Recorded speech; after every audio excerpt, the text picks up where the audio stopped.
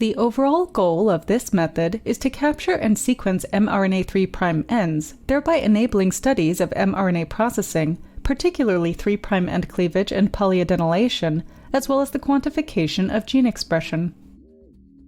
The A-seq2 protocol and the data analysis package presented here can help to answer key questions about the generation and function of transcript isoforms in different cell types and tissues. The main advantages of the A-seq2 method are that it avoids sequencing through long polyase stretches and it does not generate adapter dimers.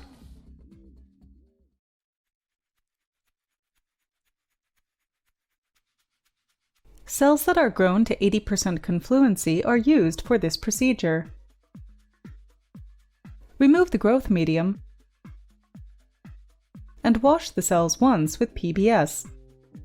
Directly lyse the cells on the plate by adding 1 ml of lysis buffer per well and using a rubber spatula to completely detach the cell material from the plate surface.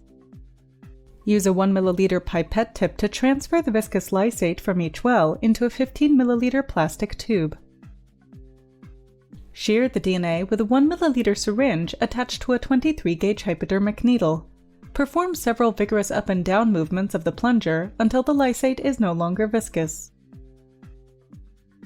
Transfer the lysate into a 1.5 ml tube. Spin at 20,000 times G and 4 degrees Celsius for 5 minutes to remove the debris.